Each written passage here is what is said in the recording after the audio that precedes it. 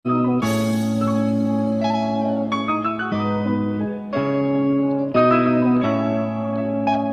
हैं कि हम सदियों से क्यों हारते रहे।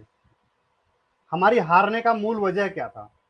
हमारी गुलामी की मूल वजह क्या थी कि हम क्यों हमें इतने सालों तक गुलाम रहे?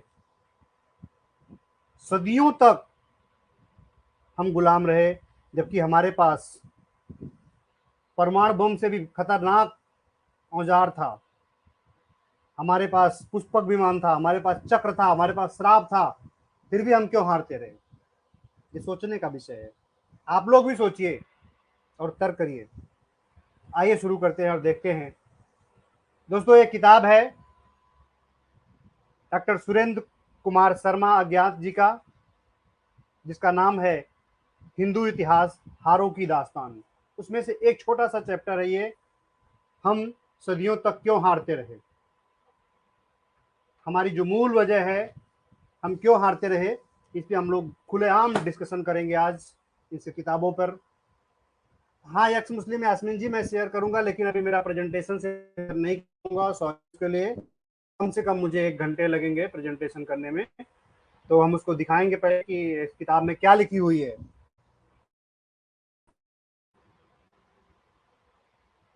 भारत में पुरु, चंद्रगुप्त मौर्य, समुद्रगुप्त, विक्रमादित्य, स्कंदगुप्त, राणा सांगा, शिवाजी आदि बहुत से सूरवीर हुए हैं। देश का इतिहास भी बहुत पुराना है दोस्तों, फिर भी हम 2500-3000 साल पहले के ज्ञात भारतीय इतिहास पर दृष्टिपात करते हैं, एक बहुत बड़ा प्रश्न चिन्ह सामने उपस्थित हो जाता है। एक बहुत बड़ा प्रश्न चिन्ह सामने हम लोगों के सामने खड़ा हो जाता है। तो एक बहुत बड़ा प्रश्न चिन्ह जो उपस्थित होता है वो क्या है? क्योंकि दोस्तों, इतने सूरवीरों और इतने लंबे इतिहास के बावजूद हमारा इतिहास बराबर मुंह की खाने मात्र का इतिहास प्रतीत होता है। वह पराजयों की एक लंबी दास्तान के सिवा कुछ है ही नहीं। यह कथन यद्यपि अप्रिय है, तथापि सत्य है। और कहा जाता है कि सत्य हमेशा अप्रिय होता है। शायद मेरी भाषा आप लोगों को अप्रिय लगे, लेकिन सत्य होगा, ये भी मान लें आप लोग। हम यहाँ भारत के 2500-3000 साल पुराने इतिहास का सिंहावलोकन कर सकते हैं, उसकी विस्तृत चर्चा नहीं। ईसा पूर्व 5वीं-6वीं शताब्दी से भारत के विभिन्न भागों पर विदेशियों के हमलों और उनके कब्जों का इतिहास में गवाहियां मिलती हैं। दारियस ने 521 से 486 ईसा पूर्व में पश्चिमी पंजाब और सिंध के उपजाऊ प्रदेश अपने ईरानी साम्राज्य में सम्मिलित कर लिए थे, क्योंकि भारत के छोटे छोटे राजतंत्र और गणतंत्र आपसी लड़ाइयों और झगड़ों में उलझे हुए थे, जैसा कि आज है। जैसा कि आज है, इस बात का आप ध्यान रखें। आज जो ये तथाकथित सवर्ण, ओबीसी, एससी, एसटी आपस में लड़ाइयां करने में लगे हुए हैं, यही वजह उस समय भी थी कि कुछ लोग अपने को श्रेष्ठ साबित करने के लिए, अपने को ऊंच दिखाने के चक्कर में, अपने को ब्रह्मा के मुंह से पैदा होने दिखाने के चक्कर में देश का बंटाधार कर दिया और आपस में दोनों सबको लड़ाता रहा, जैसे आज हो रहा है। भारत के गणतंत्र और राजतंत्र विस्तार में बहुत बड़े थे दोस्तों, फिर भी वे संगठन के अभाव के कारण मुंह ताकते रह गए। जिन ईरानियों ने भारत के 2 प्रांत हड़प लिए थे, वे ग्रीस के नगर राज्यों को जीतने में असफल रहे थे। यद्यपि वे नगर राज्य विस्तार की दृष्टि से भारतीय राज्यों से बहुत छोटे थे। उनके अपराजेय होने का कारण यह था कि उनमें संगठन था, एकता थी, द्वेष का अभाव था। किसमें? ग्रीस में, जिन्होंने उनको हरा के भेजा था, जिन्होंने हमको जीता था। अब आइए देखते हैं एक एक करके कि सिकंदर का आक्रमण जब भारत पर हुआ तो भारत की स्थिति क्या थी। साथियों, भारत के इतिहास में 327 ईस्वी पूर्व बहुत महत्वपूर्ण वर्ष है। इस वर्ष में भारत पर सिकंदर ने आक्रमण किया था। यह हमला कई दृष्टियों से महत्वपूर्ण है और बाद की भारतीय पराजयों के बीच काफी मात्रा में इसी घटना के विविध आयामों में दिखाई पड़ते हैं। जब सिकंदर ने हमला किया तब खुद भारत के हिंदू राजाओं ने ही अपने देश को बेड़ा गर्क करवाने में उसकी मदद की थी। वह अभी सुगध में ही था कि तक्षशिला के राजा आम्भी ने उसके पास दूत भेजे, उसके आगे समर्पण किया और उसकी सेनाएं सिकंदर के पक्ष में लड़ी। देखते जाएं कि हमारा इतिहास किस तरह से हारी थी, हम लोग कितने साल गुलाम क्यों रहे, इसकी वजह क्या थी। ये लेखक ने बड़ी तर्कपूर्ण और ऐतिहासिक बातें लिखी हैं दोस्तों, कि जो आम्भी नामक राजा था तक्षशिला का, उसने अपने राजदूत भेज दिए थे सिकंदर के पास और उसके सामने समर्पण कर दिया था और अपनी सेनाओं को दे दिया था कि भैया लो अब लड़ो और देश को गुलाम बनाओ।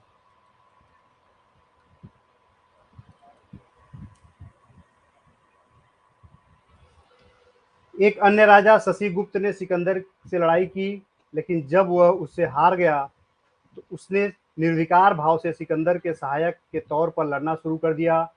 सिकंदर का फिर पोरस यानी कि पुरु के साथ मुकाबला हुआ, जिसका आज के जो अंधभक्त हैं बड़ी प्रशंसा करते हैं।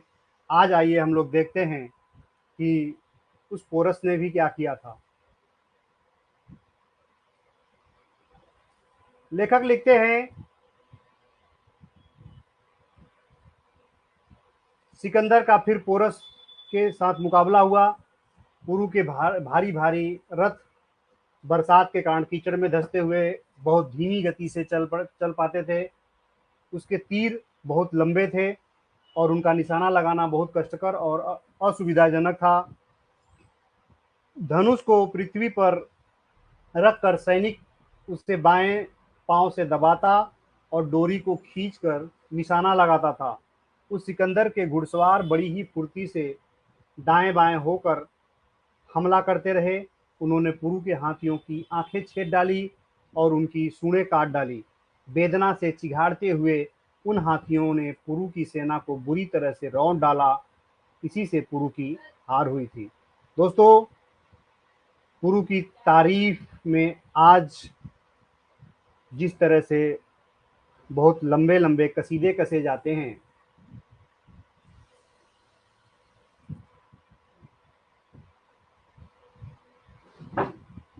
पुरुष की तारीफ में आज बहुत भावुकता पूर्व उदार व्यक्त किए जाते हैं। उसे बहुत महान योद्धा और सिकंदर का मान मर्दन करने वाला बताया जाता है। लेकिन इतिहास बताता है कि जब वह सिकंदर ने उसे कैद में से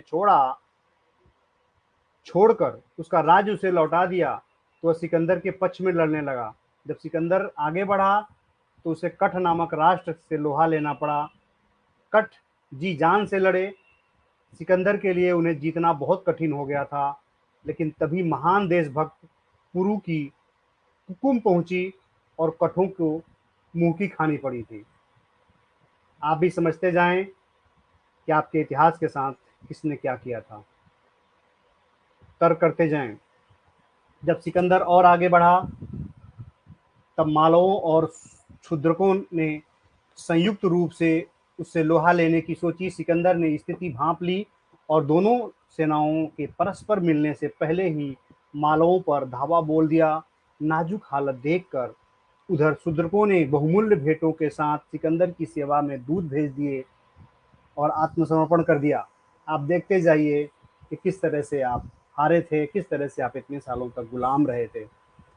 सिकंदर वापस चला गया। भारतीय इस आक्रमण को शीघ्र ही भूल गए। पुराणों व साहित्य में कहीं भी उसका उल्लेख नहीं मिलता है। लेकिन दोस्तों, एक बात इसके परिणाम स्वरूप यह हुई कि छोटे छोटे असंगठित राज्यों को चाणक्य चंद्रगुप्त मौर्य ने संगठित कर एक विशाल साम्राज्य बनाया। हालांकि जो चाणक्य है वो चाणक्य नहीं, चांडक नाम का जो व्यक्ति थे वो मिले थे। चाणक्य तो क्रिएटिव पात्र हैं, जिसके फलस्वरूप अशोक की मृत्यु तक भारत पर कोई विदेशी आक्रमण नहीं कर सका। भारत के इतिहास में शायद यही आक्रमणों की दृष्टि से निरापद काल था। अशोक के मरते ही साम्राज्य बिखर गया, पामीर और कंबोज ग्रीकों ने हड़प लिए। मतलब आप यहाँ देखें कि किस तरह से लेखक कहते हैं कि जिसके फलस्वरूप अशोक की मृत्यु तक भारत में कोई विदेशी हमला नहीं हुआ था। भारत के इतिहास में शायद यही आक्रमणों की दृष्टि से निरापद काल था, जब आक्रमण नहीं हुए थे। उस समय नर्मदा के दक्षिण में आंध्र सातवाहनों का विस्तृत साम्राज्य था। सातवाहनों का नाम आपने सुना होगा, जिसके महत्वपूर्ण शासक जो थे सतकर्णी, जिनका साम्राज्य अपना एक अलग साम्राज्य था। पूर्व में समुद्र तक ब्राह्मण खारवेल का साम्राज्य था, जो जैन धर्म का अनुयायी था। सारा उत्तरी और मध्यवर्ती भारत मौर्यों के अधिकार में था, जो जैन व बौद्ध धर्म थे, बौद्धिस्ट थे। इस जैन बौद्ध और ब्राह्मण संघर्ष ने हालात को बहुत नाजुक बना दिया, जो आज हो रहा है। आज की परिस्थिति से आप रिलेट कर लीजिए कि किस तरह से आज भी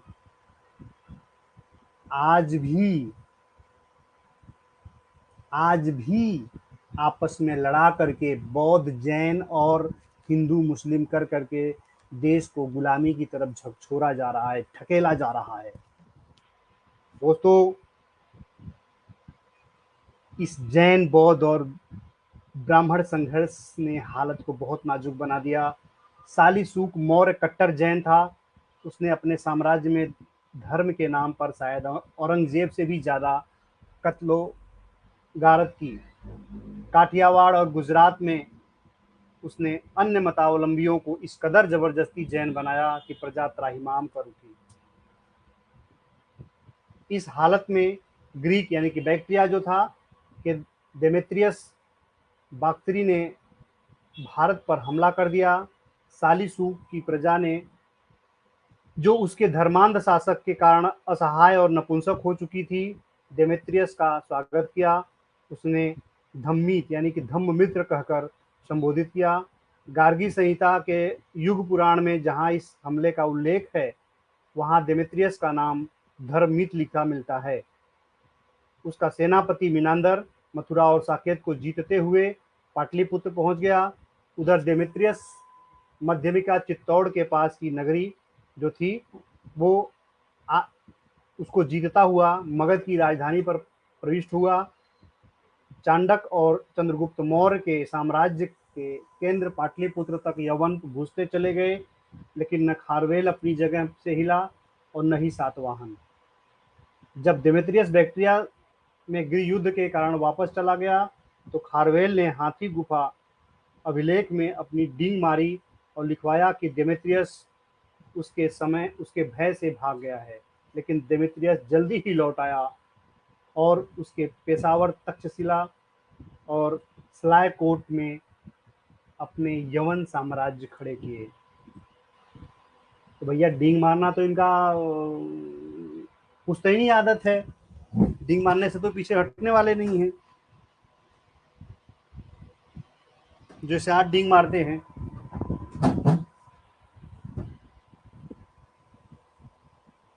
दोस्तों, मौर्य साम्राज्य के पतन के बाद छोटे छोटे राज्य फिर से उठ खड़े हुए। अशोक और उसके उत्तराधिकारी बौद्ध और वह जैन थे।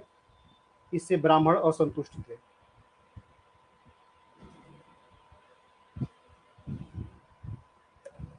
अंतिम मौर्य सम्राट बृहद्रथ के ब्राह्मण सेनापति पुष्यमित्र शुंग ने सम्राट को कत्ल करके मगध की गद्दी पर बैठाकर ब्राह्मण विधि विधान फिर से प्रचलित किए।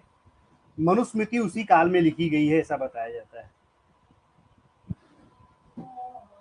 बौद्धों का बुरी तरह से संहार किया, जिससे वे इस ब्राह्मण साम्राज्य का विनाश करने पर उतारू हो गए। डेमेत्रियस के सेनापति और दामाद मीनांदर उन दिनों सलायकोट में राज करता था। उसने हाल ही में बौद्ध दार्शनिक नागसेन से प्रभावित होकर बौद्ध धर्म अपनाया था। बौद्धों ने उसे पुष्यमित्र शुंग के ब्राह्मण साम्राज्य पर आक्रमण करने को उकसाया। वह लड़ते लड़ते मारा गया। उधर पुष्यमित्र शुंग ने बौद्धों के प्रति और ज्यादा सख्ती शुरू कर दी। पाटलिपुत्र के जालंधर तक के सारे बौद्ध विहार जलवा दिए और यह घोषणा कर दी कि जो एक बौद्ध भिक्षु का मस्तक देगा उसे वह 100 दिनार देगा। दिव्यावदान में इसका प्रमाण मिलता है। सत्य है कि गलत है, वो देखने वाली बात हो सकती है, लेकिन इसका प्रमाण दिव्यावदान में मिलता है। पुष्यमित्र शुंग के पौत्र वसुमित्र ने ग्रीकों को सिंधु के उस पार भगा दिया। एक तरफ से ग्रीक भारत से भगा दिए गए, जो शुंगों की एक सराहनीय और महत्वपूर्ण उपलब्धि थी, लेकिन कालांतर में वे अति विलासी होने के कारण नष्ट हो गए। उसका अंतिम सम्राट देवहूति था और उसे उसके मंत्री वसुदेव ने सम्राट की दासी पुत्री द्वारा मरवा कर शुंग सिंहासन पर अधिकार कर लिया। अब आइए देखते हैं कि उसके बाद जो था शक, कुषाण और हूण का शासन कैसा था। यहाँ पर वसुदेव के बाद उसके वंश में 4 राजा हुए। जैसे बौद्धों ने मीनांदर को ब्राह्मणों के विरुद्ध आक्रमण के लिए आमंत्रित किया था, उसी तरह इन ब्राह्मणों के विरुद्ध जैनों ने शकों को आमंत्रित किया था। ये शक पार्थियन राजाओं के साथ अनेक हार जीतों के बाद मज्जदात द्वितीय द्वारा हराकर पूर्व की ओर भगाए हुए लोग थे। बाहर से इनकी धाराएं निरंतर आती रहीं। इन्होंने सिंधु नदी पार कर सौराष्ट्र, गुजरात और अवंतित पर अधिकार कर लिया। शकों के बाद भारत पर कुषाणों का हमला हुआ। ये वो लोग थे जिन्हें चीन के पश्चिमी भाग से हुणों ने भगाया था। यानी कि कोई कोई जब बाहर से भगा देता था तो वो यहाँ आकर के हमारे यहाँ आकर हमला करते थे।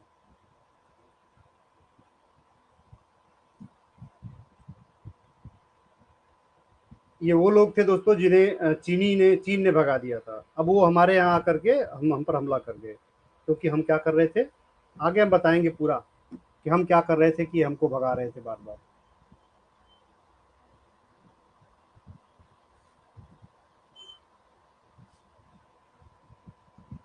इन्होंने पहले में ही पंजाब, सिंध और मथुरा जीत लिए।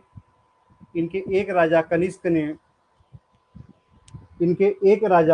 कनिष्क ने पश्चिमी उत्तर प्रदेश, बिहार और कश्मीर को जीता। लेकिन इतिहास में कोई भी ऐसा प्रमाण नहीं मिलता दोस्तों जिससे यह पता चले कि इन विजयों के विरुद्ध देश में कोई विशेष प्रतिक्रिया हुई हो। सन 445 ईस्वी में भारत पर हुणों ने हमला किया। अब इतिहास आपको बार बार देखने को नहीं मिलेगा, एक बार आप लोग इसको देखें।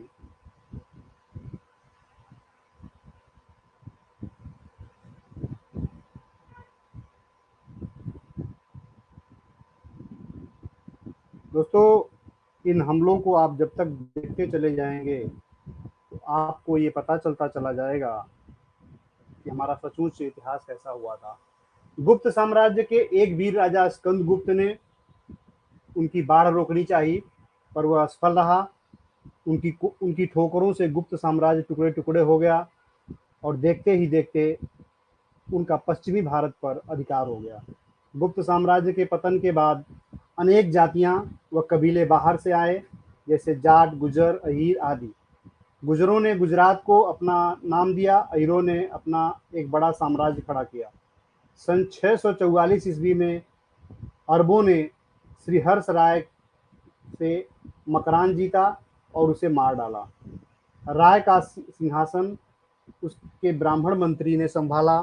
सन 712 ईस्वी में सिंध के राजा दाहिर पर एक 17 वर्षीय लड़के, सुनिए अब सुनिए आप, राय का सिंहासन उसके ब्राह्मण मंत्री ने संभाला। सन 712 ईस्वी में सिंध के राजा दाहिर पर एक 17 वर्षीय लड़के मोहम्मद बिन कासिम ने हमला किया। 17 साल का था लौंडा। हाँ, आजकल के 17 साल के लौंडे यूट्यूब पे वीडियो बना करके खाली गरियाने में लगे हैं। वो 17 साल का लौंडा जो है कि हमला कर दिया था। कितने साल का? 17 साल का। शर्म करिए भक्तों। उसके साथ सिर्फ 6,000 सैनिक थे। दाहिर की बौद्ध विरोधी नीति के तंग आए हुए बौद्धों ने मुसलमानों का साथ दिया। दाहिर 10,000 सिपाही और 20,000 पैदल सैनिक लेकर मैदान में उतरा। कासिम भागने को ही था कि एक ब्राह्मण ने उससे कहा, सुनिए पूरे ध्यान से, कासिम यहाँ से भागने के हालत में था। मोहम्मद बिन कासिम 17 साल का लौंडा भागने को ही था कि एक ब्राह्मण ने उससे कहा कि यदि मंदिर का वह झंडा गिरा दिया जाए तो हिंदू सेना भाग जाएगी, क्योंकि हिंदुओं का विश्वास है कि जब तक यह झंडा मंदिर पर रहेगा तब तक उन्हें कोई हरा नहीं सकता, और जब यह झंडा गिर जाएगा तब उन्हें तबाही से कोई बचा नहीं सकेगा। दोस्तों समझिए, नीति और नियत को समझिए आप। पहले तो धर्मों में इन्हें विश्वास दिलाया। पहले तो धर्मों में विश्वास दिलाया जाता है कि ये करोगे तो ये हो जाएगा, वो करोगे तो फलाना हो जाएगा, ढिमका हो जाएगा। उसके बाद जब उसे विश्वास हो जाता है तो जाकर के विरोधियों से, मतलब गांव में एक कहावत है भैया कि चोर से कहें, साव से कहें जागा, चोर से कहें लूटा। ये वाले लोग थे कि वही लोग थे जो जाकर के चोरों से साव लोग, यानी साव मतलब सेठ होते हैं ना जो बनिया, उनसे कहते थे कि जागते रहो जागते रहो, और जाके चोरों से कहते थे लूटते रहो लूटते रहो। ये वो लोग थे। तो ये जाकर के भी ये भी बता दिए कि भैया देखो, हमने तो उनको विश्वास दिला दिया है कि सेना को उनकी, कि जब ये मंदिर का झंडा गिर जाएगा तो ये लोग अपने आप जो विनाश हो जाएगा, देवी खपा हो जाएंगी। और वही चीज जाके उससे बता दिया। क्या किया वो सीधे समझ सकते हैं। किसी को लड़ाई करने से अच्छा झंडे गिरा दो, सब भाग जाएंगे। वही हुआ होगा, आगे देखते हैं। और जब यह झंडा गिर जाएगा तो उन्हें तबाही से कोई बचा नहीं पाएगा। कासिम ने झंडे को निशाना बनाकर गिरा दिया। उसके गिरते ही हिंदू सेना भागने लगी। राजा दाहिर का सिर काट दिया गया और भारत की गुलामी की नींव रख दी गई। 10वीं सदी के मध्य में सुबुक्तीन गोरी ने भारत की ओर निगाह डाली और उसने भारतीय शाही राजा जयपाल से कई किले छीने तथा लमगान पर अधिकार कर लिया। अगर मोहम्मद बिन कासिम को लतिया पतिया के भगा दिए होते, मंदिर के चक्कर में नहीं पड़े होते, तो ऐसा हालत ही नहीं आती। आइए देखते हैं मोहम्मद गजनवी का आक्रमण कब हुआ था। सुबुक्तीन सुबुक्तुगीन के बेटे मोहम्मद गजनी, महमूद गजनी ने 1001 से 1030 के बीच में प्राय हर वर्ष, यानी कि लगातार वह जो कि हमला करता रहा। भारत के नगरों पर आक्रमण करके लूटा और हिंदुओं के मंदिरों को तोड़ा। पहले ही हमले में उसने जयपाल, उसके बेटे आनंदपाल और उसके सारे सरदारों को कैद कर लिया और पेशावर तथा आहिंद पर कब्जा कर लिया। जयपाल ने आग में कूदकर आत्महत्या कर ली। आनंदपाल ने 1009 ईस्वी में अनेक भारतीय राजाओं की सहायता से एक बड़ी सेना तैयार की, लेकिन वह फिर हार गया, क्योंकि चोट लगने से उसका हाथी मैदान से भाग खड़ा हुआ और राजा को भागते देख सेना भाग खड़ी हुई। महमूद गजनी ने सोमनाथ के प्रसिद्ध मंदिर पर अंतिम बार आक्रमण 1023-24 में लगभग किया था। उसके पहुंचते ही अनहिलवाड़ का राजा भीम सोलंकी भागकर कच्छ चला गया। इससे पहले कि भगवान सोमनाथ अपनी और अपने भक्तों की जान बचाने के लिए कुछ करते, महमूद के जवानों ने दोनों का ही काम तमाम कर दिया।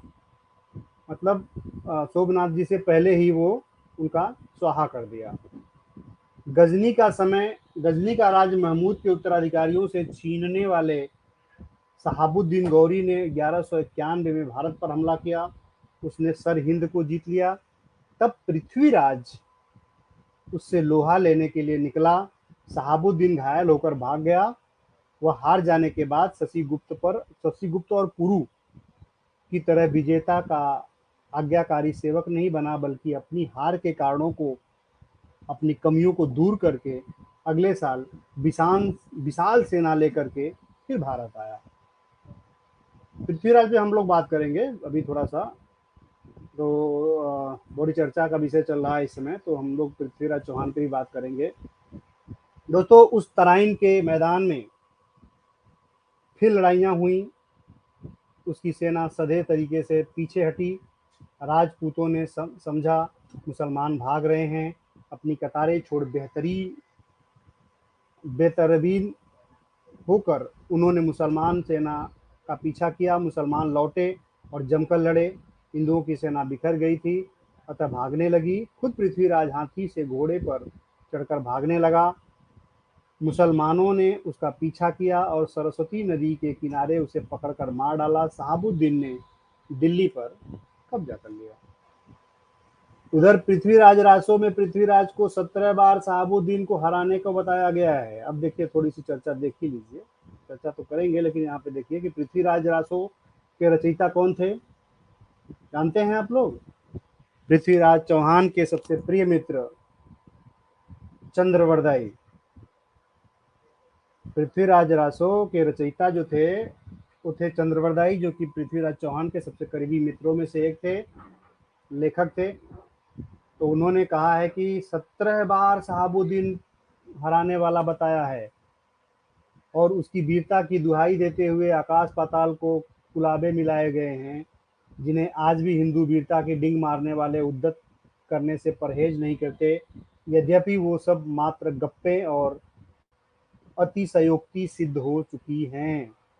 और ये कतई जिक्र ही नहीं किया पृथ्वीराज रासो में चंद्रवरदाई ने कि आल्हा ने भी उसे मुंह की खाने पड़ी थी आल्हा के सामने, जो कि एक यजुवंशी राजा थे। सन 1194 शहाबुद्दीन फिर लौटा और उसने कन्नौज पर हमला किया। कन्नौज उन दिनों भारत की राजधानी समझा जाता था दोस्तों। उन्हें बचाने के लिए वृद्ध जयचंद अपनी सेना लेकर चंदावर के मैदान में उतरा और वीरतापूर्वक लड़ते हुए मारा गया। उसकी मृत्यु पर टिप्पणी करते हुए विद्वान भगवत शरण उपाध्याय ने लिखा है कि इतिहास के व्यंग ने भगोड़े पृथ्वीराज को वीर का और देशभक्त कहा है। सुनिए, ये मैं नहीं, ये लेखक कह रहे हैं। जो आप लोग डिंगे मारते हो उसको सुनिए, ये मैं नहीं कह रहा हूँ, ये लेखक कह रहे हैं कि उसकी मृत्यु पर चंदावर की वीरतापूर्वक लड़ा था कौन? जयचंद, जिसके नाम पे किंवदंतियां बनाई गई हैं। उसकी मृत्यु पर टिप्पणी करते हुए प्रसिद्ध विद्वान भगवत शरण उपाध्याय पंडित जी ने लिखा कि भारतीय इतिहास यानी इतिहास के व्यंग में भगोड़े पृथ्वीराज को वीर और देशभक्त कहा और समर में प्राण देने वाले जयचंद को कायर और देशद्रोही कहा। यही इतिहास का असली रूप है। हमारे इतिहास के साथ यही छेड़छाड़ हुई है, हमारे इतिहास के साथ यही गद्दारी करी गई है। आप देखें कि आपके इतिहास के साथ कितनी बड़ी गद्दारी करी गई है। सन 1197 में शहाबुद्दीन गौरी के एक सेनापति मोहम्मद बिन बख्तियार ने 18 घुड़सवारों के घुड़सवार लेकर, कुछ का कहना है कि 220 घुड़सवार लेकर बिहार और बंगाल पर चढ़ाई की। उसे और उसकी सेना को अगर चाहते तो एक गांव के लोग ही ठिकाने लगा सकते थे, परंतु कहीं उसका बाल भी बांका न हुआ। अरे भैया, कैसे बांका होगा? क्योंकि लड़ने का अधिकार तो सिर्फ कुछ लोगों को था। एक तो पूजा करने वाला था, दूसरा बेचारे को पैरों के तले दबा के रखा गया था। अब कोई हमला करके देखे, हम लोग बीन बीन के ना एक एक बाल छील छील के भिजवा देंगे, यहाँ से खींच देंगे नाखून बाल उनके, क्योंकि अब हमारे बाबा साहब ने हम लोगों को अधिकार दे दिया है। लेकिन उस समय बख्तियार शहाबुद्दीन गौरी, जो कि 18 घुड़सवार या 220 घुड़सवार जो भी होगा, बिहार में बंगाल में चढ़ाई कर दिया। उसकी सेना अगर चाहती तो वहाँ के गांव वाले मिल करके ना नोच नोच के कब वो बना देते, जैसे मुर्गी का पंख नहीं नोचते वैसे नोच के खराब कर देते। लेकिन चूंकि आपको तो यहाँ गुलाम बना कर रखा गया था, बेचारे खेती करे तो मार के अपना काम करे, उनसे कोई मतलब ही नहीं था। उसने थोड़ी ही सेना से न केवल बिहार और बंगाल को जीता, बल्कि उदंडपुर के हजारों भिक्षुओं को भी तलवार के घाट उतार दिया। इस हमले और कुतुबुद्दीन ऐबक के प्रयत्नों ने से सारे भारत का मुसलमानों पर कब्जा हो गया। सन 1221 में चंगेज खान अपने शत्रु जलालुद्दीन का पीछा करते हुए भारत पहुंचा। वह भारत जीतने नहीं आया था। इसको सुनिए ध्यान से, ये आपके लिए बड़ी इनके लिए बड़ी, जो आज पखंडी लोग हैं, इनके लिए बड़ी चर्चा का विषय है। सन 1221 में चंगेज खान अपने शत्रु जलालुद्दीन का पीछा करते हुए भारत आया था। वह भारत जीतने नहीं आया था, वह शत्रु की खोज कर शीघ्र उससे लौट गया। फिर भी उसके आने और लौटने के रास्ते में खून के नाले चले और बेशुमार गांव जले। अब आइए देखते हैं तैमूर के अत्याचार। सन 1398 में तैमूर लंग भारत की तरफ आया।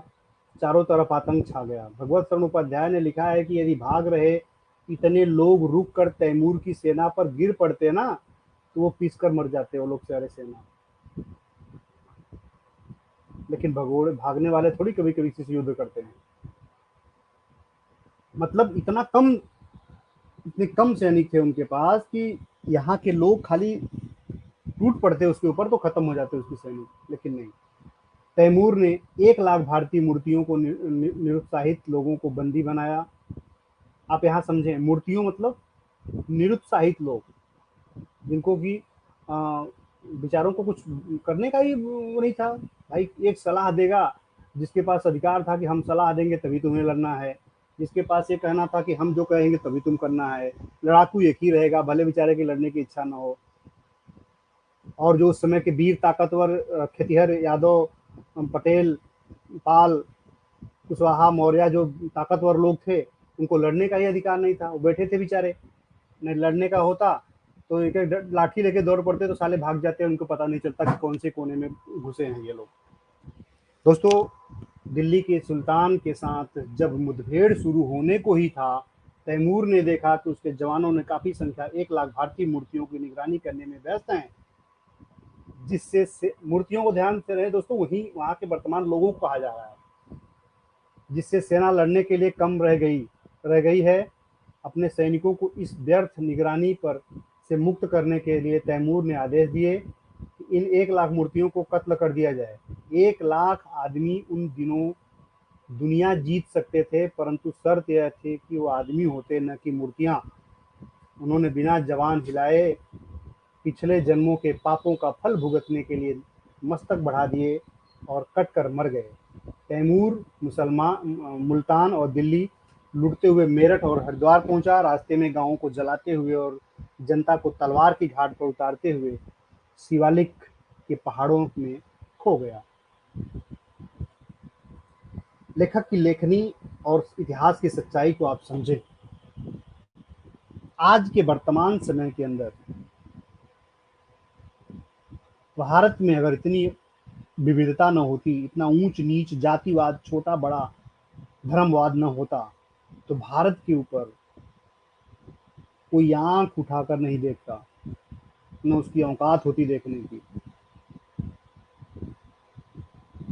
लेकिन दोस्तों, जो आज आज इन तथाकथित धार्मिक लोगों ने कर रखा है, वही उस समय कर रहे थे। मुझे पता है कि जब ये परेशान हो जाएंगे, जब इनके धर्म डूबने लगेगी, ये किसी न किसी गद्दार के साथ जाके मिल जाएंगे। आगे देखते हैं मुगल साम्राज्य की स्थापना कैसे हुई। दोस्तों ये ऐतिहासिक रूप से बहुत महत्वपूर्ण चैप्टर है, और इतिहास के अंदर जो आप पढ़ते हैं, जो पढ़ाया जाता है, आपके सब्जेक्ट के लिए काम आता है। यानी कि ये जो लाइव है वो स्टूडेंट के लिए ही अच्छा है, स्टूडेंट फेयर है, मतलब वो भी इसे देख सकते हैं। इसके बाद मुगलों के हमले आरंभ हुए। इनकी शुरुआत बाबर ने की। वह 11 साल की उम्र में फरगना की गद्दी पर बैठा। उसे शीघ्र ही गद्दी छोड़नी पड़ी। अनेक बार उसने उस देश को जीता और अनेक बार हारा। विपत्तियों ने उसे साहसी और उद्यमी बना दिया। वो मध्य एशिया को जीतने के स्वप्न लिया करता था, लेकिन जब वह सफलता मिलनी असंभव प्रतीत हुई तो वह दक्षिण की तरफ मुड़ा। काबुल जीतकर वह भारत जीतने की सोच रहा था कि राणा सांगा ने उसे भारत पर आक्रमण करने के लिए आमंत्रित किया। सोचो भैया, अब लो, काबुल जीतकर जब वह भारत की को जीतने की सोच ही रहा था कि राणा सांगा ने कहा कि भैया आओ हमको लूटो। सांगा बाबर की उम्र का ही था। उसका गुजरात और मालवा तक आतंक था, लेकिन वह दिल्ली पर हमला नहीं कर सका। उसने बाबर को आमंत्रण इस उद्देश्य से दिया कि वह लूट कर चला जाएगा और दिल्ली की शक्ति कमज़ोर होने पर वह खुद उसे संभाल लेगा। वह दूसरे का मारा हुआ शिकार लेना चाहता था, लेकिन वह दूसरा उसके भी बाप निकला और उसको ही जमकर पिलाई कर दिया उसकी। 1526 ईस्वी में पानीपत के मैदान में इब्राहिम लोदी ने बहुत बड़ी सेना लेकर बाबर का मुकाबला किया दोस्तों। बाबर के पास 12,000 सैनिक, 700 तोपें थी। भारतीय सैनिकों ने न कभी तोपें देखी थी, भैया कैसे देखते, इन्होंने तो देखी थी चक्र तलवार, इन्होंने तो देखी थी चक्र शराब, न बंदूकें देखी थी। उनकी मार के सामने दम भर न टिक सके। तोपों की मार से बचने के लिए हाथी अपनी सेना को कुचलते हुए भाग निकले। बाबर ने दिल्ली पर कब्जा कर लिया। सांगा ने जब देखा कि बाबर लूट मार कर जाने वाला नहीं, तो उसने उसे सीधे लोहा लेने की सोची। राजपूत बहुत बहादुरी से लड़े, तोपों की मार उन्होंने जरा भी परवाह नहीं की। तब बाबर ने दूसरी युद्ध नीति अपनाई। उसकी आरक्षित सेना ने राजपूत सेना की रक्षा के लिए उसके पीछे पीछे चलने वाली सैनिक टुकड़ी पर हमला कर दिया। जो कि राजपूत अपनी पिछली टुकड़ी को संभालने लगे। क्यों ही सामने से मुगल सेना ने उन्हें अग्रभाग को तोड़ दिया। फिर क्या था, राजपूतों की मुंह खानी पड़ी। अब ये सोचिए, अगर उस समय वर्ण व्यवस्था, जाति व्यवस्था, छोटा ऊंचा नाचा नहीं होता और लड़ने के लिए सिर्फ एक ही समाज नहीं होता, तो हमारे पास कितने सैनिक होते। यहाँ के आदिवासी, यहाँ के मूल निवासी, यहाँ के यदुवंशी, यहाँ के पटेल वंशी, यहाँ के जितने भी थे, सब लोग मिलकर के अगर लड़े होते तो ससुरा ये लोग लाठी डंडे से भाग जाते यार, ये तो तलवार तोप उनका क्या करता। लेकिन क्या करोगे भैया, यहाँ तो शराब का डर था। आइए देखते हैं आपसी फूट का परिणाम क्या होता है और क्या हुआ था इतिहास के अंदर। सन 1739 ईस्वी में नादिर शाह ने भारत पर हमला किया। ईरानियों की तोपंदाजी के सामने भारतीय टिक न सके। उसने शर्त के साथ दिल्ली में प्रवेश किया। पहले तो वह चुप रहा, लेकिन जब उसके सिपाहियों और दिल्ली वालों ने गले की दर पर झगड़ा हुआ तो उसने चिढ़कर कत्लेआम का हुक्म दे दिया। जितना खून इस बार बहा उतना चंगेज खान और तैमूर के समय भी नहीं बहा था। लगभग 50 करोड़ रुपए, तख्ते ताउस और कोहिनूर हीरा लेकर स्वदेश लौट गया। देश में बहादुर तब भी थे। मराठे और राजपूत यह सब कुछ देखते भी आपस में लड़ते मरते रहे। नादिर शाह को मारकर अफगानिस्तान की जनता ने उसके सेनापति अहमद शाह अब्दाली को गद्दी पर बैठा दिया। उसने भारत पर कई हमले किए। पानीपत के मैदान में मराठों की जबरदस्त सेना ने 1761 में अब्दाली का मुकाबला किया। मराठों की सेना में गायकवाड़, सिंधिया, होलकर और भरतपुर का राजा सूर्यमल शामिल थे। राजपूतों ने भी कुछ मदद भेजी थी। सदाशिवराव सेना का संचालक बना और पेशवा का पुत्र विश्वासराव उसका सहायक। परंतु इस सेना के विविध अंगों में मेल ही नहीं था बिल्कुल। वहां भी ऊंच नीच था ना जी, वहां भी ऊंच नीच था। अरे अच्छा, ये मराठा है, अच्छा ये चमार जात का है, ये मत छुओ, इसके हाथ का छूना ही नहीं, लड़ना ही नहीं। मतलब नीति तीन ही नहीं थी, खाना पीना बैठना उठना कुछ भी नहीं था, सब अलग अलग थे। अब्दाली मैदान में आ डटा था, लेकिन उस पर शीघ्र हमला न हो सका, क्योंकि बिल्कुल मौके पर इस बात पर बहस होने लगी कि युद्ध पुरानी पद्धति से लड़ा जाए या नई पद्धति से। भैया सबकी अपनी अपनी एक पद्धतियां थी। अब सोचने लगे किससे लड़ा जाए। पंडित जी ने बताया है उससे लड़ा जाए, कि जो युद्ध नीतियां हैं उससे लड़ी जाए। आपस में लड़ने लगे लोग। बिल्कुल सूर्यमल और होलकर पुरानी पद्धति के पक्ष में थे। इब्राहिम का कहना था कि यदि उसकी बात न मानी गई तो अब्दाली में जा मिलेगा। लड़ाई शुरू हुई। सदाशिवराव काम आया और इब्राहिम घायल हुआ। सिंधिया घायल होकर भाग गया। पेशवा भी गम से ही मौत हो गई। अब्दाली जीत गया। मराठे और राजपूत अपने अपने केंद्रों में प्रबल थे। मुसलमानों का सूर्य डूब रहा था। यदि फूट न होती तो किसी बात की कमी न थी। गुरु गोविंद सिंह और शिवाजी क्रमशः पंजाब और महाराष्ट्र के में मुगलों से लोहा ले रहे थे, लेकिन राजपूत, मराठे और दूसरे हिंदू राजा ही उनके खून के प्यासे थे। आपसी फूट के कारण वे एक नई शक्ति के हाथ चढ़ गए। जैसा कि आपको पता ही है कि शिवाजी को मरवाने के लिए ही लोग जा रहे थे। कौन भेज रहा था उनको अपने पास कि जाओ भैया लड़ो, मार डालो शिवाजी को? अंग्रेज, फ्रांसीसी, डच और पुर्तगाली यहाँ व्यापार के लिए आए थे दोस्तों। उन्होंने भारतीयों की फूट का लाभ उठाते हुए छोटे छोटे राज्यों को एक दूसरे के विरुद्ध भड़काना और लड़ाना शुरू कर दिया। जब उन राज्यों में बैर बढ़ जाता तो वे उनके साथ सैन्य शिक्षण, तोपंदाजी आदि का काम करने लगते। जब देसी राज्यों की शक्ति क्षीण हो गई तो विदेशी प्रबल हो गए। इस दांव पेच में अंग्रेज सफल हो गए। उन्होंने दूसरे डच आदि को निकाल दिया और राज्यों को हड़पना शुरू कर दिया। पहले वे देसी रियासतों पर संरक्षक बने, फिर उन्हें हड़प लिए। अंग्रेजों के विरुद्ध 1857 में विद्रोह हुआ, जो कई कारणों से असफल रहा। इसमें गोरखों ने अंग्रेजों की मदद की। सिंधिया और होलकर जैसे राजा अंग्रेज के वफादार बन गए। सिंधिया ने नाना साहब और तात्या तोपे को गिरफ्तार करवाया। हिंदू रानी झांसी और नाना साहब के अधीन लड़े, जो मुसलमान बादशाह जफर के अधीन सन जो मुसलमान बादशाह था वो जफर के अधीन लड़ा था। सन 1947 तक 250 साल राज्य करने के बाद अंग्रेज यहाँ से हार गए। अच्छा, यहाँ के हो गए। 1947 तक 250 साल राज्य करने के बाद अंग्रेज यहाँ के हो गए। हमारे प्रयत्नों और परिणाम स्वरूप कम अंतर्राष्ट्रीय और परिस्थितियों की व्यवस्था के अधीन ज़्यादा। आज़ादी की लड़ाई के दौरान भी हिंदू और मुसलमान आपस में लड़ रहे। नतीजा यह हुआ कि जब भारत अंग्रेजों की दास्ता से आज़ाद हुआ तो दो हिस्सों में बट गया। बंटवारे की बात मान लेने पर भी बेशुमार लोगों का खून बहाया गया। पाकिस्तान और भारत के बंटवारे का इतिहास है।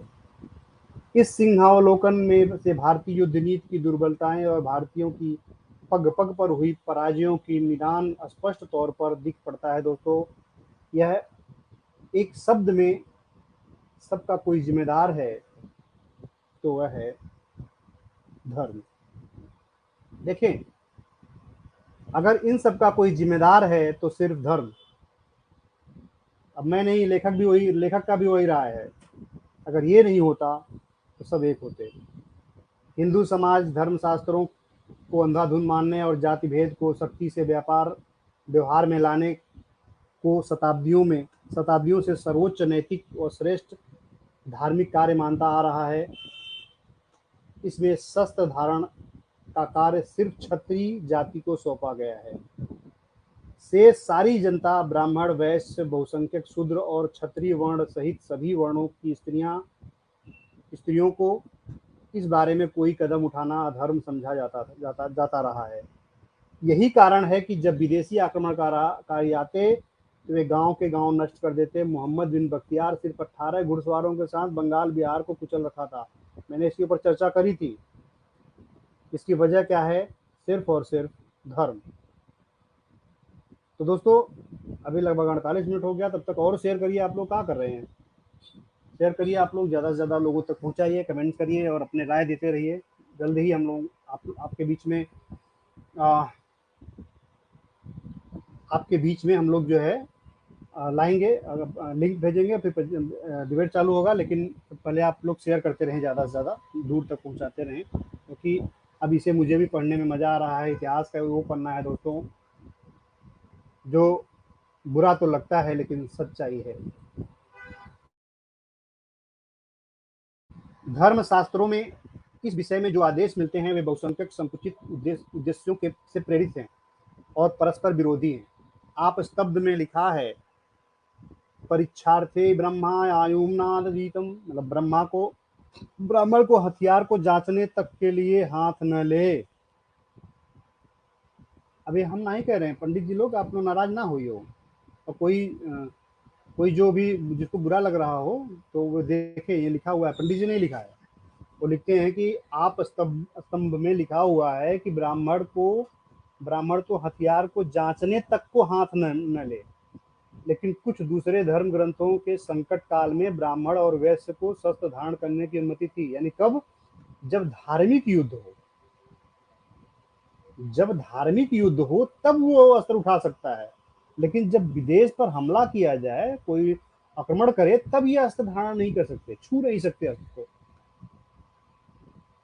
आगे देखिए क्या कहते हैं, बौधायन धर्म सूत्र 280 में लिखा है कि गौओं ब्राह्मणों की रक्षा के लिए और वर्ण संकर को रोकने के लिए ब्राह्मण और वैश्य शस्त्र धारण कर सकते हैं। देखा, अभी तो हम लिखे नहीं है, अब है ना, अब है कितना लोगों को मिर्ची लग जाएगी, चपटी आने लगेंगे, कहेंगे देखो ये तो ऐसा बोल रहा है, लेकिन ये सच है भैया।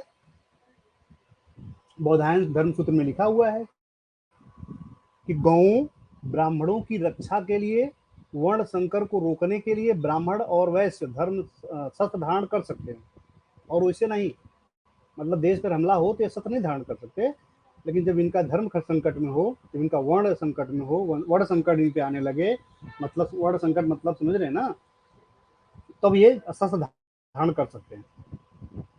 और वशिष्ठ स्मृति में लिखा हुआ है 3:24 में लिखा हुआ है कि अपनी रक्षा के लिए और वर्णों की गड़बड़ी रोकने के, अर्थात वर्ण व्यवस्था को टूटने से रोकने के लिए ब्राह्मण और वैश्य शस्त्र धारण कर सके। पता है ना सॉरी, ये देश के लिए कुछ नहीं कर सकते, ये सिर्फ और सिर्फ अपनी रोजी रोटी की जुगाड़ के लिए अस्त्र धारण कर सकते हैं, और इनकी गलती नहीं है, किताबों में लिखा हुआ है ये। आगे देखिए,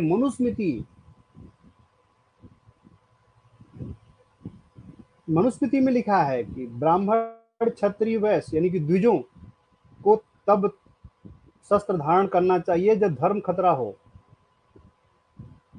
यानी कि ब्राह्मण क्षत्रिय वैश्य को तब शस्त्र धारण करना चाहिए जब धर्म खतरा में हो, जब वर्ण संकरत्व फैलाने वाला हो,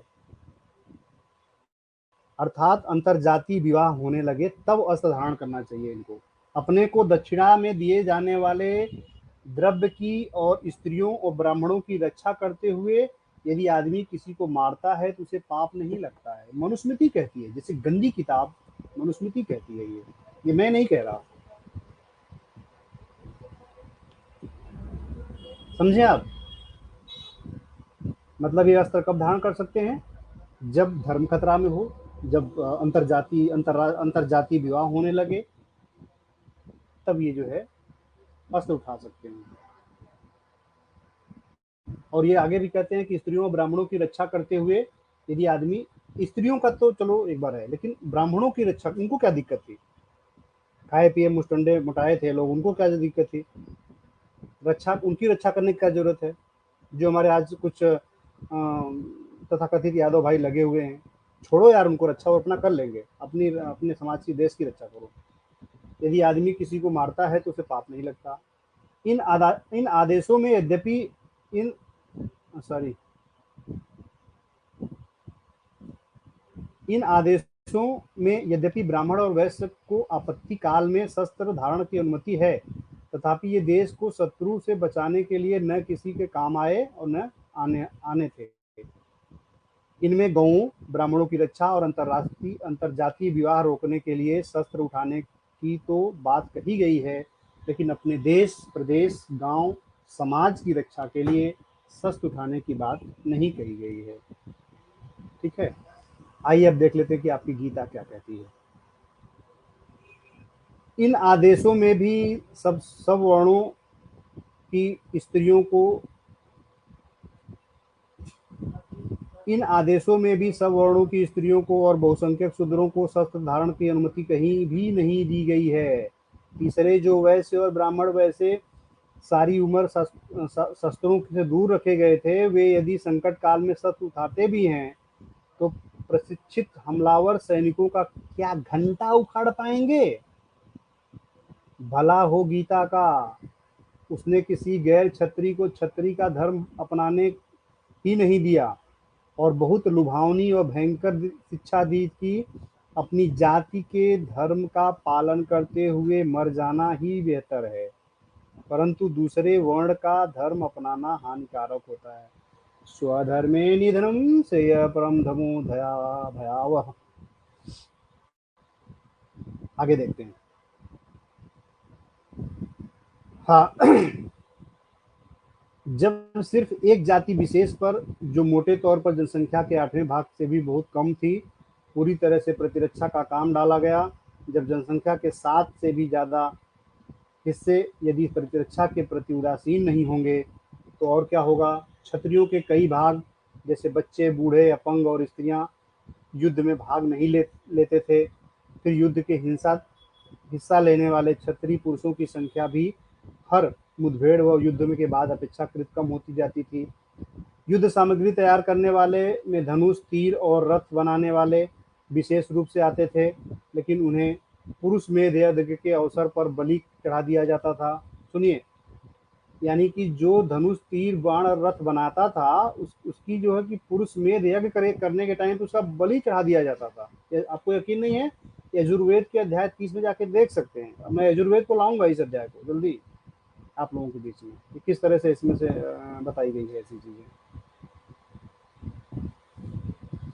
दोस्तों, आप लोग ना शेयर करते रहो, थोड़ा और भी शेयर करो, अभी तो मज़ा नहीं आ रहा है।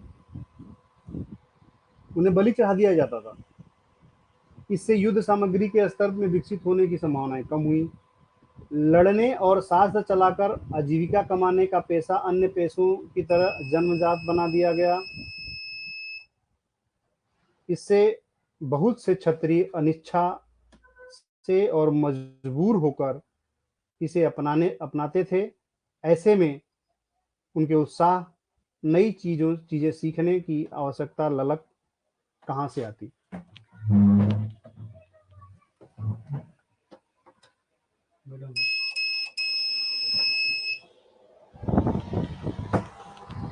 कहाँ से आती। अब आइए देखते हैं कि अब जो है अश्वमेघ का कुपरिणाम। अश्वमेघ यज्ञ होता था जिसको ये लोग मानते थे कि बहुत बढ़िया था। अब बताइए, आइए दिखाते हैं, उसके भी बहुत बड़े दुष्परिणाम हुए थे। अरे लाइट तो बंद कर दो यार।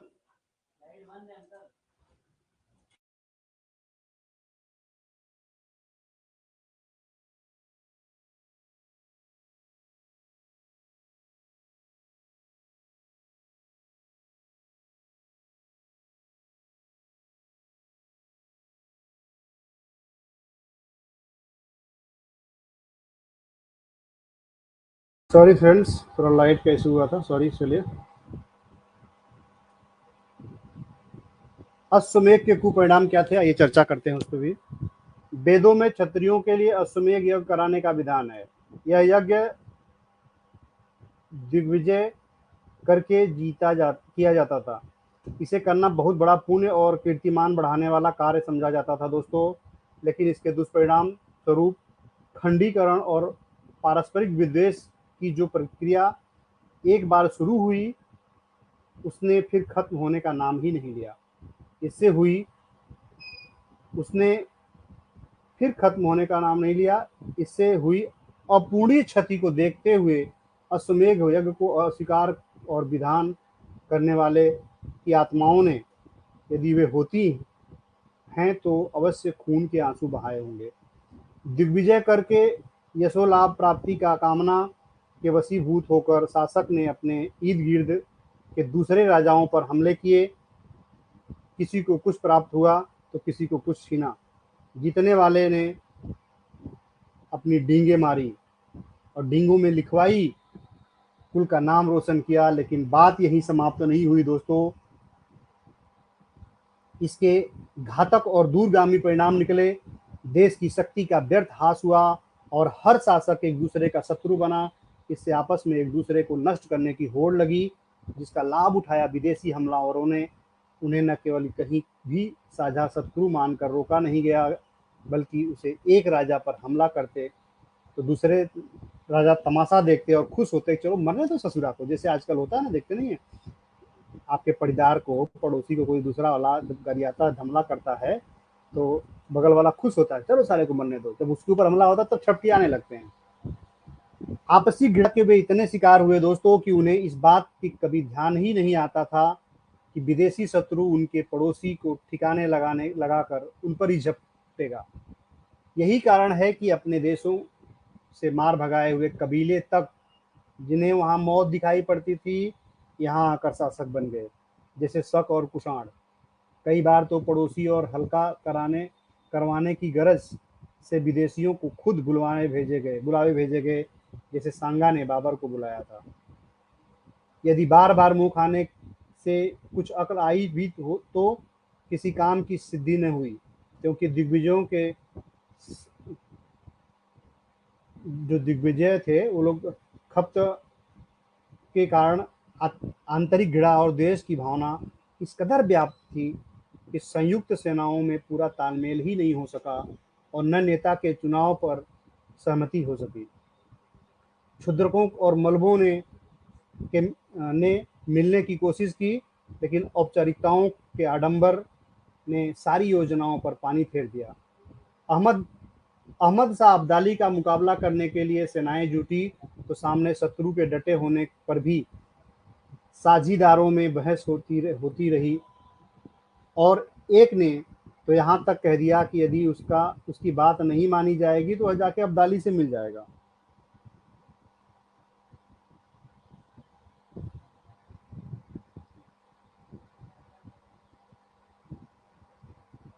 और जाके मिल भी जाते थे लोग।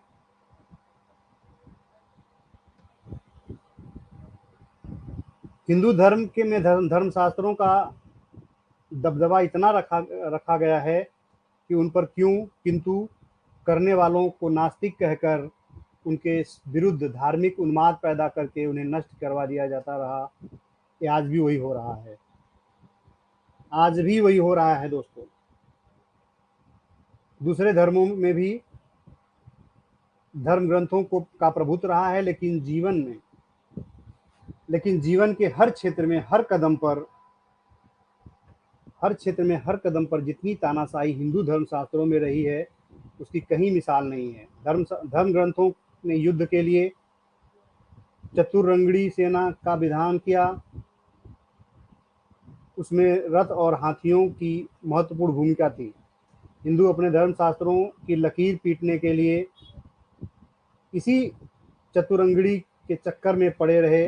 यद्यपि इसी कृपा से उनकी जीतें हारों में तब्दील होती रहीं। भारी भरकम रथों से न तो फुर्ती से मारा जा सकता था, न उसे दौड़ाया जा सकता था। बरसात के मौसम में अच्छी तरह से चल सकते थे। चतुरंगड़ी में दूसरी महत्वपूर्ण भूमिका थी हाथियों की। हाथी भारत का युद्धों का बेड़ा गर्क करवाने में बहुत महत्वपूर्ण भूमिका निभाई है दोस्तों। उन्हीं की बदौलत जीतते जीतते पुरु हार गया था।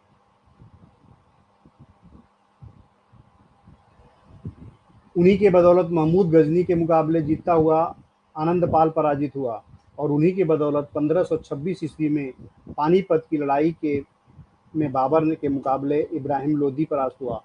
बाबर की पराजयों ने भी धर्मशास्त्रों के प्रभुत्व को नीचे बुरी तरह से दबे हुए कुचले गए हिंदू की चतुरंगड़ी के चक्रव्यूह से मुक्त न होने दिया गया। हिंदू धर्म ग्रंथ कुछ तो परमात्मा के बनाए हुए हैं और कुछ उसके साथ एकात्म स्थापित कर चुके वह त्रिकालदर्शी ऋषियों मुनियों द्वारा, अतः उनके दुनिया का सारा ज्ञान निहित है। एक ऐसे ही ऋषि मुनि ने महाभारत महाकाव्य के विषय में, जिन्हें रूढ़िवादी हिंदू इतिहास और धर्म ग्रंथ मानते हैं, साफ शब्दों में डिंग मारी है। जो इसमें है वह अन्यत्र भी शायद मिल जाए, लेकिन जो इसमें नहीं है वह कहीं नहीं मिलेगा। क्या डिंग मारी है देख लीजिए। अच्छा, शेयर तो करते रहिए आप लोग। जब हिंदू धर्म ग्रंथों में ऐसी चीजें जहां तक आज भी विज्ञान नहीं पहुंचा, तो उसको मानकर चलने वाले हिंदू ऐसी कोई चीज नहीं दूसरों की सीख कर अपनी युद्ध विद्या के परिवर्तन व परिवर्धन कर सकते थे। वे अपने को खुद ही अपमानित कैसे कर सकते थे। वे 3-3 गज लंबे तीरों को में चिपट रहे, जबकि यूरोप, पश्चिमी और मध्य एशिया के बंदूकों तथा तोपों का प्रयोग काफ़ी समय से हो रहा था। हिंदुओं को तोपों बंदूकों का पता तब चला जब 1526 में बाबर ने उसे उनकी धज्जियां उड़ाई और ये कहते थे कि भैया हमारे पास तो चक्र है ना, हम उस चक्र से जो है उड़ा देंगे सबको, और हमारा चक्र जो है वो बड़ा मतलब शक्तिशाली है। इन चक्रवे के चक्कर में पूरा चक्कर बना दिया पूरा। महाभारत के कल्पित वर्णन आपके देखिए, महाभारत में कैसी फालतू चीजें और कल्पनित करी गई हैं। भारतीय प्राचीन भारतीय धर्मशास्त्रों के विषय में कई प्रकार की कल्पित व अतिशयोक्तिपूर्ण बातें प्रचलित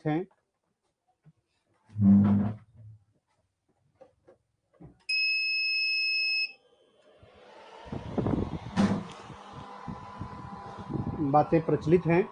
ऐसे अस्त्रों की बात की जाती है जो बम के समान संहार करते थे। महाभारत के आग्नेयास्त्र, ब्यालास्त्र आदि खतरनाक अस्त्रों का जिक्र बताया जाता है दोस्तों। ऐसे ऐसे तीर बताए जाते हैं कि चलने पर वर्षा हो जाती है, जमीन से पानी निकल जाता था। वे वर्णन यदि सच्चे हैं तो भारत पर जब बार बार मुट्ठी भर लुटेरों और विदेशियों का आक्रमण किए, तब ऐसे तथाकथित शक्तिशाली अस्त्र कहाँ थे भैया? यदि ये सचमुच ही कोई चीज होते तो किसी ऐतिहासिक युद्ध में इसका अवश्य प्रयोग किया हुआ होता और पिछले 2-2.5 हजार वर्ष में इतिहास के पराजयों की दास्तान न होता। ये तथाकथित शक्तिशाली अस्त्र असल में क्या थे? महाभारत में ही इनकी असलियत मिल जाती है।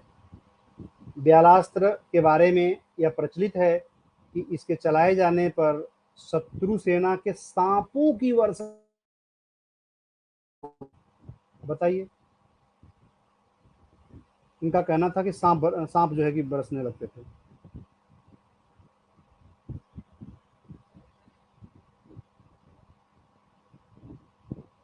कर्ण पर्व में आता है कि अर्जुन और कर्ण के युद्ध के कर्ण के ब्यालास्त्र का प्रयोग किया। इससे इसके प्रहार से अर्जुन का मुकुट गिर गया था। हम नहीं कह रहे हैं, महाभारत का लिखिए, लिखा हुआ है। और भी गपोड़पंथियां हैं, मैं दिखाता हूँ आप लोगों को। बहुत सारी गपोड़पंथियां इसमें करी गई हैं। यहाँ कहीं भी ऐसा वर्णन नहीं है दोस्तों जिससे यह पता चले कि इससे सर्पों की वर्षा होती है। सारे महाभारत में कहीं भी सर्पों की वर्षा का उल्लेख नहीं मिलता है। दूसरे सब टीकाकारों ने ब्यालास्त्र का अर्थ सांप की तरह मुंह वाला तीर किया है, न कि सर्प बरसने वाला तीर। प्राचीन भारतीय संस्कृति के गौरव गायक गीता प्रेस, आहा, प्राचीन भारतीय संस्कृति के गौरव गायक गीता प्रेस गोरखपुर से छपे मूल महाभारत के कर्ण पर्व में अध्याय 90 का जो शीर्षक दिया गया है उसमें स्पष्ट रूप से लिखा है। क्या लिखा है भैया? श्री कृष्ण ने सांप के समान मुख वाले तीर से अर्जुन की रक्षा की। स्पष्ट है कि ब्यालास्त्र सांप बरसाने वाला कोई बम नहीं था। दूसरा अस्त्र जिसकी डिंग मारी जाती है वह था आग्नेयास्त्र। इसे अग्नि वर्षा करने वाला असरदार बम बताया जाता है दोस्तों। और आग्नेयास्त्र क्या था? महाभारत के आदि पर्व में जाकर पढ़ लीजिए, जिससे पता चलता है कि यह कृष्ण के सुदर्शन चक्र का नाम है। इसे आग्नेयास्त्र इसलिए कहते हैं क्योंकि अग्नि देवता ने यह अस्त्र कृष्ण को दिया था। अग्नि द्वारा किए जाने के कारण यह अग्नेय अस्त्र कहलाया। कृष्ण के नाम पे तो बड़ी बड़ी गपोड़पंथी करी गई हैं। रियल कृष्ण को अपमानित करने के लिए इतने इतने शब्द लिखे गए हैं कि मैं जल्दी ही उस पर पूरा वीडियो लाऊंगा, पूरा लाइव लाऊंगा 4-5 घंटे का, कि कितना अपमान किया गया है इस महाभारत रामायण और सॉरी इसमें गीता में भगवान श्री कृष्ण का।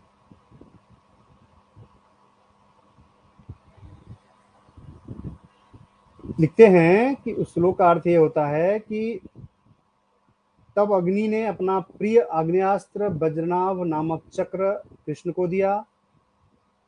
इसे वज्रनाभ न कहकर सुदर्शन चक्र कहा गया। अविश्वसनीय बातें हैं। एक ऐसे ही अन्य अस्त्र का जिक्र किया जाता है दोस्तों, जिसे पर्जन्यास्त्र कहा जाता है।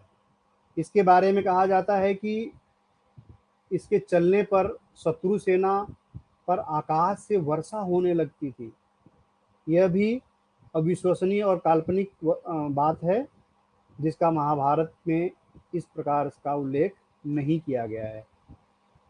पंजस्त्रास्त्र जो है के संदर्भ में महाभारत में लिखा है, क्या लिखा है कि अर्जुन ने धनुष पर तेज तीर चढ़ाकर मंत्र पाठ करते हुए उसके साथ पर्जन्यास्त्र जोड़ा। सबके सब देखते देखते उसने भीष्म की दाहिनी और पृथ्वी को चीर डाला। उससे निर्मल और शुद्ध जल की धारा निकली। मतलब वो जो तिरिया रहल ना, मतलब वो जो तिरिया रहल ओके बोरिंग का मशीन रहल, तुरंत मतलब तुरंत उसे मारते थे और पानी पानी पानी पानी निकलने लगता था। तो फिर क्या पगलटे करिए हुए हैं यार। इसमें कहीं भी पंजस्त्र द्वारा वर्षा कराए जाने का उल्लेख नहीं है। यहाँ सिर्फ धरती से पानी निकालने की बात कही गई है। वैसे यह विश्वसनीय नहीं है, क्योंकि धरती पर तीर मारने से निर्मल जलधारा नहीं बह सकती है। बोरिंग बोरिंग कराते थे साहब। जैसे हमने शस्त्रास्त्रों के बारे में जो अस्त्र थे उसके बारे में विदेशियों से कुछ नहीं सीखा, वैसे ही हमने उनसे सैन्य संगठन सीखा। न सैन्य संचालन हमारे यहाँ मौर्य और गुप्त सम्राटों के अतिरिक्त और किसी के पास शायद ही वैतनिक सेना रही हो। मराठों ने सैन्य संगठन पर कुछ ध्यान दिया, मगर वे भी सामंती प्रथा के ऊपर न उठ सके। हिंदू धर्म के संक्षेप में ब्राह्मणवाद है। हिंदू धर्म के संक्षेप में ब्राह्मणवाद है, यानी कि इस ब्राह्मणवाद ने ही देश की सुरक्षा को बहुत धक्का पहुंचाया है। जाति व्यवस्था के मुताबिक सिवा क्षत्रियों के शेष सब लोग शस्त्रों से दूर रखे गए। अतः जब ब्राह्मणवाद के अत्याचार बौद्धों और जैनों पर बढ़े, तब वे खुद उनका मुकाबला कर सकने में के हालत में न थे। कुछ तो जातिवाद के संस्कारों, कुछ अपनी अल्पसंख्या और कुछ अहिंसावाद के कारण उनके पास सिवा गद्दारी और देशद्रोह का के अलावा कोई रास्ता न था। ब्राह्मणवादी हिंदू इस बात से परिचित थे कि ऐसा अवश्य होगा, क्योंकि उन्हें जैन राजा सालिशुक द्वारा लोगों को जबरदस्ती जैन बनाने के विरुद्ध खुद ऐसा ही किया था। तो जब उन्होंने देमेत्रियस को आक्रमण के लिए आमंत्रित किया था, तब उन्हें धर्म मित्र की प्रशंसात्मक उपाधि से अलंकृत किया था। लेकिन ब्राह्मणवादियों ने न सिर्फ इन्हें दोहराए जाने से नहीं रोका, बल्कि इसे बहुत विस्तृत पैमाने पर प्रतिशोधात्मक क्रूरता और निर्दयता से दोहराया। परिणाम यह निकला कि बौद्धों ने मीनांदर को बुलवाकर पुष्यमित्र शुंग पर हमला करवाया। शुंगों के बाद के ब्राह्मण राजाओं ने भी कोई सबक नहीं सीखा। वे भी मानव ब्राह्मणवाद के देश का बेड़ा गर्क करने के पीछे नहीं रहना चाहते थे। उन्होंने जैनों को शकों को बुलवाने के लिए विवश किया। ऐसे में दाहिर पर जब कासिम ने हमला किया, तो ब्राह्मणवाद से तंग आए बौद्धों ने हमलावर का साथ दिया। इस तरह धर्म, चाहे वह जैन हो, चाहे बौद्ध हो, चाहे हिंदू, बार बार देश की सुरक्षा और स्वतंत्रता के मार्ग में आड़े आया है। रामायण और महाभारत के युद्ध के समय होने वाले कई तरह के शुभ अशुभ शकुनों का प्रतिपादन किया गया है। ये दोनों काव्य हिंदुओं के जीवन में सदियों से इतना प्रभाव डालते आ रहे हैं कि इन्हें धर्म ग्रंथों का सा रुतबा हासिल हो चुका है। महाभारत के उद्योग पर्व में जो कि आता है कि युद्ध क्षेत्र में पहुंचने के बाद यदि घोड़ों और हाथी उत्तेजित न हो, तो घोड़े बार बार मूत्र और लीद करें, यानी हगने मुतने लगे, और झंडे पर यदि कौवा बैठ जाए, तो समझना चाहिए कि ईश्वर का प्रकोप है। ये तो ससुरा ढेर खतरनाक था। समझना चाहिए कि ईश्वर का प्रकोप है। यह यदि गिद्ध, बगुला, बाज और मधुमक्खियां किसी सैनिक का पीछा करे, तो भी उसका परिणाम अशुभ होता है। अब ये शकुन अपशकुनों का जो है ना, ये बड़ा खतरनाक था, आज भी है भैया, आज भी है। अगर गांव से निकले हो, कहीं जाना है, बाद में आपकी खुद की दादी या माँ जो विधवा हो अगर सामने आ जाए, तो आप नहीं निकल सकते। सारे शकुन तो अपशकुन अब भी है, तरीके बदल दिए गए। आइए देख भी लेते हैं क्या शकुनों अपशकुनों का जो मैटर है। यदि कोई योद्धा स्वप्न में अपने व किसी सिर का लाल पगड़ी बंधी देखे, तो उस लाल पगड़ी वाले की मृत्यु अवश्य होगी। कर्ण ने कृतवर्मा और अश्वत्थामा को छोड़कर से सभी कौरवों के सिरों पर स्वप्न के लाल पगड़ियां बंधी देखी थी, इसलिए वे सब मारे गए। किसी योद्धा को ऊंट पर चढ़कर दक्षिण की ओर जाते हुए स्वप्न में देखा भी, तो उसकी मृत्यु का सूचक माना जाता था। रामायण अरण्यकांड सर्ग 23 में भी ऐसे युद्ध संबंधी शकुनों का उल्लेख मिलता है। वहां लिखा है कि रथ के घोड़े का अपने आप गिर जाना, सूर्य के चारों ओर एक श्याम घेरा बन जाना, गिद्ध का रथ की ध्वजा पर बैठना, मांसाहारी पक्षियों का भयंकर शब्द करना, कंक पक्षी और गिद्ध का रोने लगना, प्रचंड वायु का बहना, यानी आधी आ जाए तो वो भाग जा, मतलब हार जाबे, दिन के समय जुगनू का चमकना, योद्धा की बाई भुजा का फड़कना, ये आदि शकुन अपशकुन है, जिसके हार का सूचक था। ये बनाया किसने था? इन्हीं के बाप दादाओं ने, जो आज अपने आप को बड़ा योद्धा समझते हैं। ऐसे ही रामायण के लंका कांड सर्ग 35 में कुछ और शकुनों का वर्णन है, जैसे दाहिनी भुजा का फड़कना, सैनिकों का मुख्य प्रसन्न दिखना, मतलब अगर सैनिक खुश हैं तब वो समझ लो हार गए, हाथी घोड़ों का उत्तेजित होना आदि शुभ लक्षण हैं।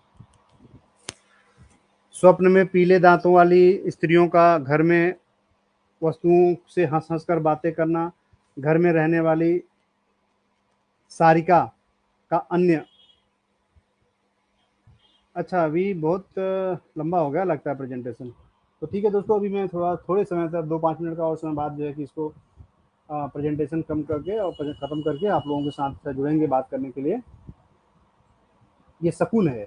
मृग तथा पक्षी के सूर्य की ओर मुंह करके रोना आदि अशुभ सुकून है, शकुन है। यह राक्षसों के दिखाई पड़े ये राक्षसों को दिखाई पड़े, इसी कारण वे हारे और मरे थे। ऐसे और बहुत से शकुनों की सूची दी जाती है। ये शकुन वैदिक काल से लेकर आज तक चले आ रहे हैं। इन शकुनों ने युद्धों में कभी ठोस भूमिका अदा नहीं की और न ही कर सकते थे।